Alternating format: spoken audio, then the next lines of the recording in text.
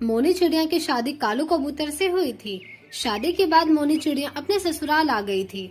वह ससुराल आकर बहुत ही खुश थी, लेकिन उसकी खुशी ज्यादा देर तक नहीं टिक सकी। मोनी चिड़िया का पति रोज रात को देर से घर आता। एक दिन मोनी चिड़िया अपने पति का इंतजार करते करते सो गई। अगले दिन सुबह उसकी सास उसके कमरे में आती है और चिल्लाते हुए कहती है, चिड़िया सास, आहा, महारानी को देखो कैसे पलंग पर आराम फरमा रही है। निकम्मी, तेरे मायके में सब देर तक सोते होंगे।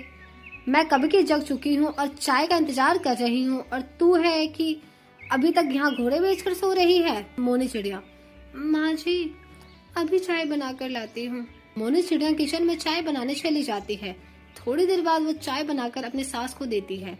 मोनी चिड़िया, माँ जी, कालू कबूतर कहीं दिखाई नहीं दे रहे। मैंने उनके लिए भी चाय बनाई है। चिड़िया सास, मेरा बेटा तो कब का दुकान पर चला गया, तुझे सोने से फुर्सत मिले तब ना। अब जा जाकर खाना पका। मोनी चिड़िया सिर झुकाकर खाना बनाने चली जाती है। शाम को जब कालू कबूतर घर आता है तब मोनी चिड़िया उससे कहती है, मोनी चिड़िया, आप हमेशा मुझसे उखड़े उखड़े क्यों रहते हैं जी?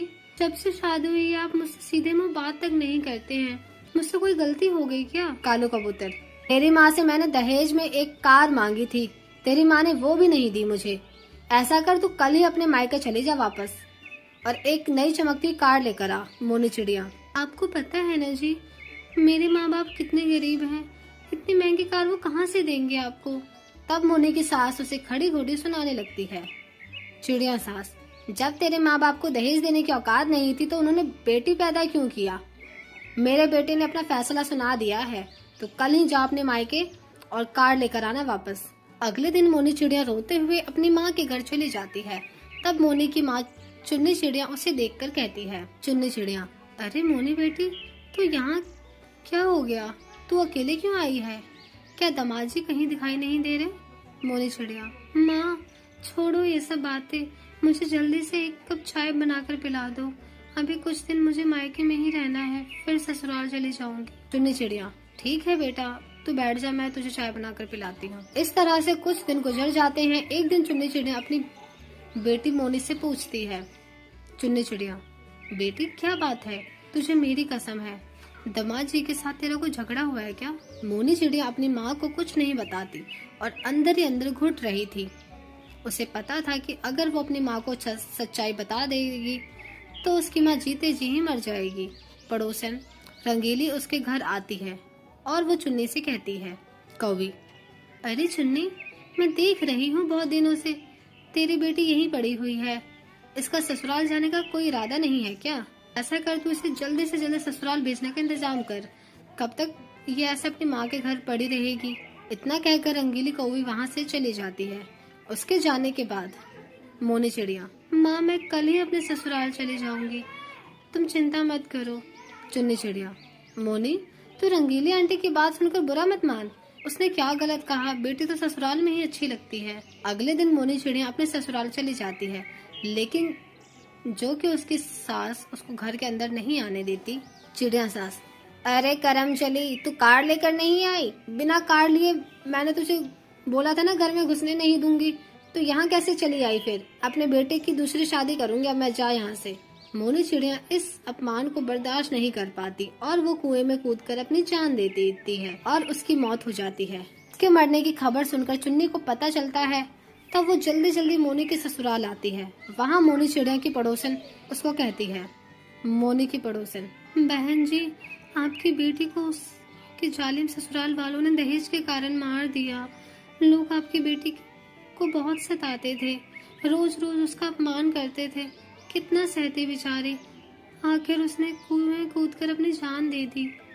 चुन्नी चिड़िया, मैं इन जालिमों को नहीं छोड़ूंगी, इन्होंने मेरी फूल सी बच्ची को मार डाला। चुन्नी चिड़िया पुलिस बुलाकर उनको गिरफ्तार करवा देती है। वो अपनी बेटी की तस्वीर के सामने खड़े होकर उससे माफी मांगते हैं।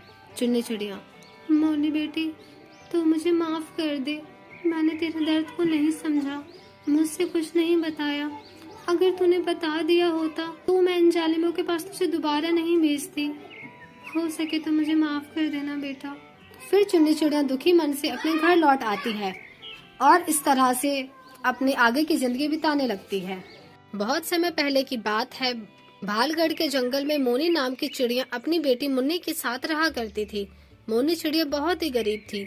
दूसरे पक्षियों के घर में काम करके वो किसी तरह से अपना घर का गुजारा किया करती थी। एक दिन मुन्नी चिड़िया अपनी माँ से कहती है, मुन्नी, माँ, कितना अच्छा होता अगर हम भी अमीर होते। अगर हमारे पास पैसे होते तो मैं भी गरीब पक्षियों की मदद करती।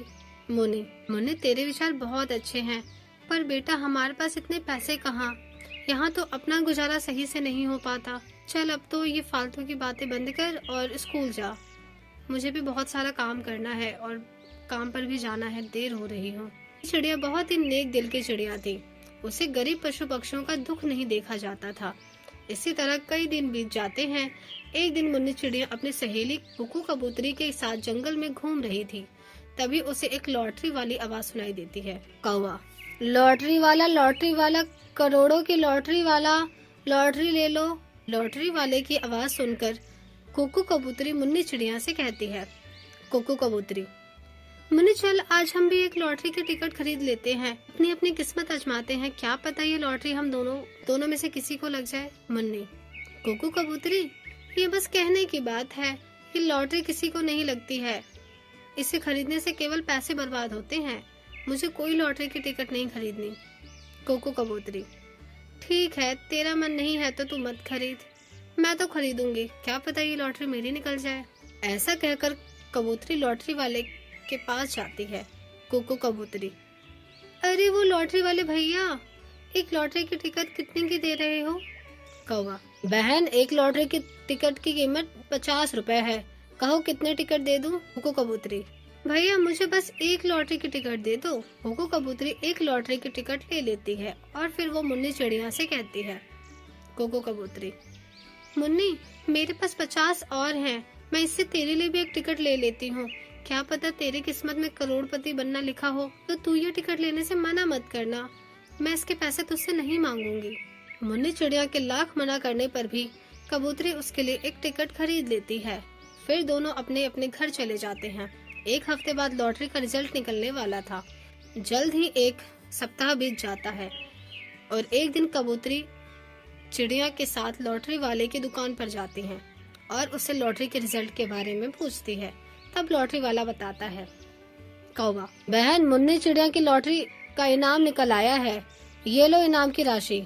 मुन्नी चिड़िया को विश्वास नहीं हो रहा था कि उसको 1 करोड़ की लॉटरी लग गई है। कुकू कबूतरी, अरे मुन्नी चिड़िया, तू कहाँ पर खो गई, तू तो करोड़पति बन गई, क्या करेगी तू इन रुपयों का। मुन्नी चिड़िया, कुकू कबूतरी, मैं हमेशा से ये सोचती थी कि काश मेरे पास पैसे होता तो मैं गरीब पक्षियों की मदद करती।